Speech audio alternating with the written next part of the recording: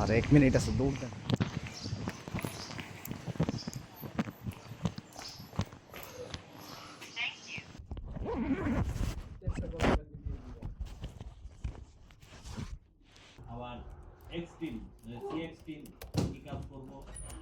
অফিসে ফাইলের ভাঁজে ভাঁজে যখন স্বপ্নগুলো প্রায় হারিয়ে যায়, ঠিক তখনই আমরা ঠিক করলাম একদিনের জন্য হলেও আমার নিজেদের খুঁজে নিতে।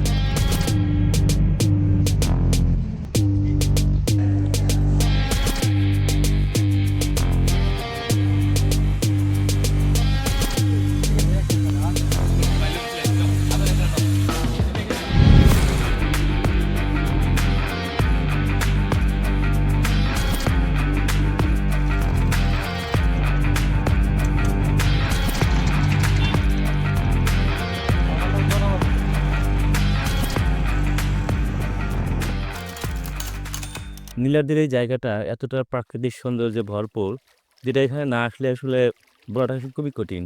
তাই এখানে প্রচুর পরিমাণে পাথর এবং বালি। যেহেতু এখানে পাথর, পানিগুলো খুবই মসৃণ এবং খুবই পরিষ্কার। যাই হোক, এখানে আসার পরে সত্যিই যে আমাদের যে প্রত্যেকটা দিনে যে ক্লান্তি থাকে, বিভিন্ন টেনশন থাকে, মানসিক একটা abnormal সিচুয়েশন থাকে। কিন্তু এখানে আসার পরে সেটা মানে মনে হওয়ার কোনো অপশনই নেই। তো মনে হচ্ছে যে এই ট্যুরটা বা আমাদের এই ভ্রমণটা যদি একদিন না হয় আরও ২-১ দিন বেশি হইতো বা আরেকটু বেশি লেন্দি হইতো, তাহলে হয়তো বেশি আমরা আরও এনজয় করতে পারতাম। আরও বেশ কিছু জায়গা আছে সেগুলো আমরা ঘুরতে পারতাম। যাই হোক, কিছু করার নাই, সময় যেহেতু স্বল্প। আর এই অল্প সময়ের মধ্যেই জীবনের অনেক সুখ শান্তি, অনেক এনজয়, অনেক আনন্দ খুঁজে নিতে হবে।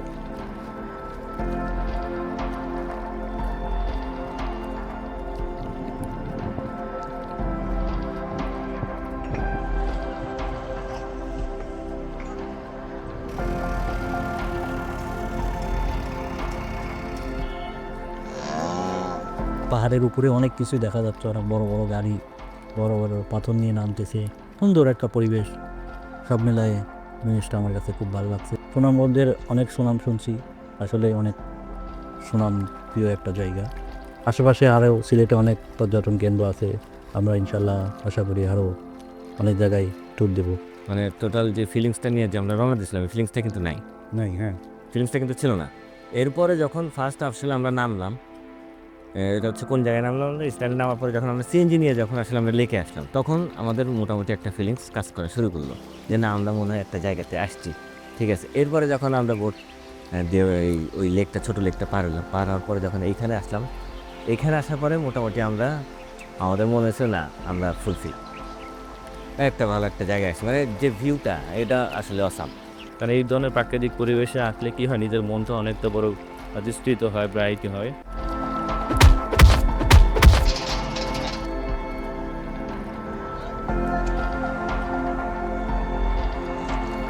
প্রথমে আমরা 4 জন আসার কথা ছিল। না, এর আগে তো আসা হয়নি, এটা আমার প্রথম আর কি। আমার অবশ্যই এটা এইদিকে এই সাইডটাতেই আমার প্রথম আর কি। আমি আগে কখনো এই সাইডে আসিনি। আপনার সিলেট বলেন বা সুনামগঞ্জ, এটাই ফার্স্ট। কলিগদের সাথে কেমন কি আসলেন ফার্স্ট টাইম, কেমন মিললাম? হ্যাঁ, এটা একটা ভালো কথা বলছেন যে কলিগদের সাথে ফার্স্ট টাইম।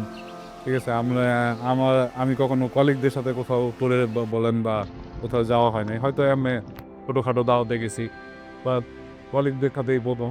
কলিগ মিলে একসাথে আসছি, এটা এত একটা মানে ভাষায় প্রকাশ করার মতো না একটা আনন্দ। এটা ভাই বাদারের একটা রিলেশনশিপ বন্ডিং হয়, নিজেদের মধ্যে অনেক কিছু যা থাকে, বোঝাবুঝি অনেক কিছু থাকে। এটা এখানে একটা পরিবেশে আসলে অনেক কিছুই বিল্ড আপ হয়। এটা আসলে অ্যামেজিং একটা বিষয়, আমার কাছে খুব ভালো লাগছে। আর আমরা যেহেতু আমরা কলিগরা একসাথে আসছি, এভাবে আসলে খুব একটা আশা হয় না। আমরা প্ল্যান করে তারপরে যে আসলাম, আমার আসলে খুবই ভালো লাগতেছে। শুধুমাত্র সহকর্মী নয়, এই পথে আমরা ছিলাম এক একটা আলাদা গল্প, যেখানে আমরা ফিরে পেয়েছি নিজেদের।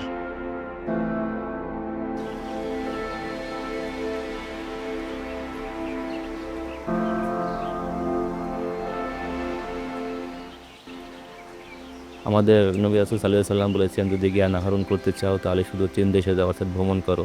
তো তারই আঙ্গিকে আমরা যেহেতু মুসলমান আছি যারা, তাদের আসলে উচিত একটু কষ্ট হলেও অনেকটা সময় ফিনান্সিয়াল প্রবলেমও থাকে মানুষের, যেহেতু আমরা সবাই হাই সোসাইটি ক্লাস মেনটেন করি না, মিডল ক্লাসই বেশিরভাগ। তো সেক্ষেত্রে আমাদের একটু কষ্ট হয়ে যায় যদিও, তো তারপরেও জ্ঞান আহরণ করার ক্ষেত্রে, নিজেকে একটু বিস্তৃত করার ক্ষেত্রে অবশ্যই বাইরে যাওয়া উচিত। কাল আবার অফিস, আবার সেই রুটিন, সেই ব্যস্ততা। ব্যস্ততা আমাদের শরীর দখল করতে পারে, কিন্তু মনটা আজও সাথে।